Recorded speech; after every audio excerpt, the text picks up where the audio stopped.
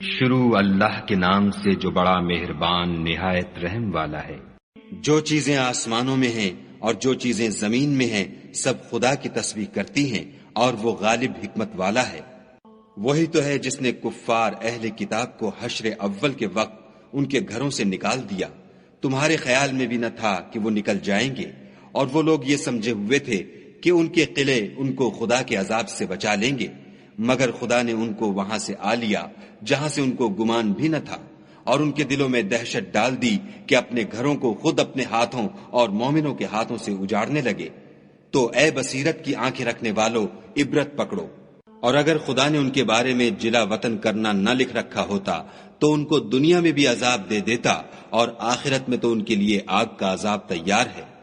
یہ اس لیے کہ انہوں نے خدا اور اس کے رسول کی مخالفت کی، اور جو شخص خدا کی مخالفت کرے تو خدا سخت عذاب دینے والا ہے۔ مومنوں، کھجور کے جو درخت تم نے کاٹ ڈالے یا ان کو اپنی جڑوں پر کھڑا رہنے دیا سو خدا کے حکم سے تھا، اور مقصود یہ تھا کہ وہ نافرمانوں کو رسوا کرے۔ اور جو مال خدا نے اپنے پیغمبر کو ان لوگوں سے لڑائی بھڑائی کے بغیر دلوایا ہے اس میں تمہارا کچھ حق نہیں، کیونکہ اس کے لیے نہ تم نے گھوڑے دوڑائے نہ اونٹ، لیکن خدا اپنے پیغمبروں کو جن پر چاہتا ہے مسلط کر دیتا ہے، اور خدا ہر چیز پر قادر ہے۔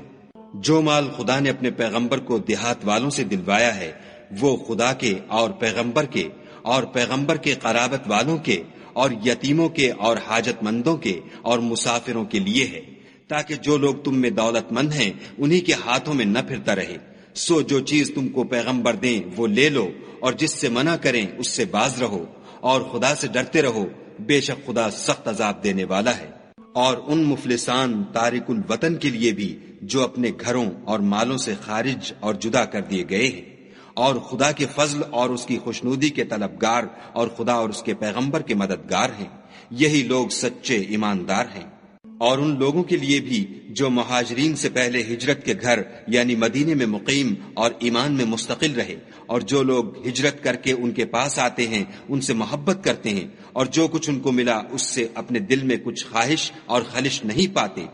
اور ان کو اپنی جانوں سے مقدم رکھتے ہیں، خواہ ان کو خود احتیاج ہی ہو۔ اور جو شخص حرص سے نفس سے بچا لیا گیا تو ایسے ہی لوگ مراد پانے والے ہیں۔ اور ان کے لیے بھی جو ان مہاجرین کے بعد آئے اور دعا کرتے ہیں کہ اے پروردگار ہمارے اور ہمارے بھائیوں کے جو ہم سے پہلے ایمان لائے ہیں گناہ معاف فرما، اور مومنوں کی طرف سے ہمارے دل میں کینہ و حسد نہ پیدا ہونے دے، اے ہمارے پروردگار تو بڑا شفقت کرنے والا مہربان ہے۔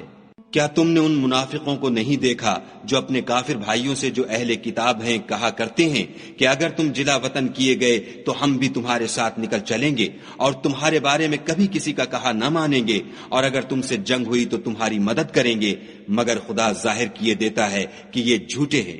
اگر وہ نکالے گئے تو یہ ان کے ساتھ نہیں نکلیں گے، اور اگر ان سے جنگ ہوئی تو ان کی مدد نہیں کریں گے، اور اگر مدد کریں گے تو پیٹھ پھیر کر بھاگ جائیں گے، پھر ان کو کہیں سے بھی مدد نہ ملے گی۔ مسلمانوں، تمہاری ہیبت ان لوگوں کے دلوں میں خدا سے بھی بڑھ کر ہے، یہ اس لیے کہ یہ سمجھ نہیں رکھتے۔ یہ سب جمع ہو کر بھی تم سے بالمواجہ نہیں لڑ سکیں گے،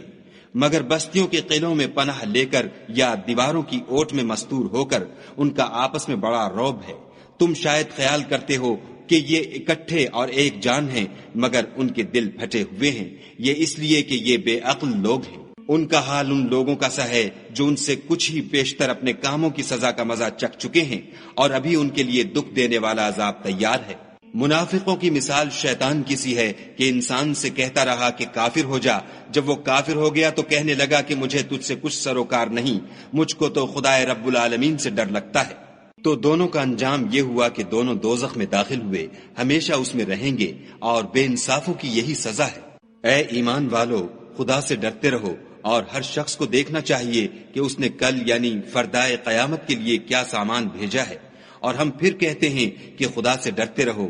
بے شک خدا تمہارے سب اعمال سے خبردار ہے۔ اور ان لوگوں جیسے نہ ہونا جنہوں نے خدا کو بھلا دیا، تو خدا نے انہیں ایسا کر دیا کہ خود اپنے تئیں بھول گئے، یہ بد کردار لوگ ہیں۔ اہل دوزخ اور اہل بہشت برابر نہیں، اہل بہشت تو کامیابی حاصل کرنے والے ہیں۔ اگر ہم یہ قرآن کسی پہاڑ پر نازل کرتے تو تم اس کو دیکھتے کہ خدا کے خوف سے دبا اور پھٹا جاتا ہے، اور یہ باتیں ہم لوگوں کے لیے بیان کرتے ہیں تاکہ وہ غور کریں۔ وہی خدا ہے جس کے سوا کوئی معبود نہیں، پوشیدہ اور ظاہر کا جاننے والا، وہ بڑا مہربان نہایت رحم والا ہے۔ وہی خدا ہے جس کے سوا کوئی عبادت کے لائق نہیں، بادشاہ حقیقی، پاک ذات ہر عیب سے، سلامتی امن دینے والا، نگہبان، غالب، زبردست بڑائی والا، خدا ان لوگوں کے شریک مقرر کرنے سے پاک ہے۔ وہی خدا تمام مخلوقات کا خالق،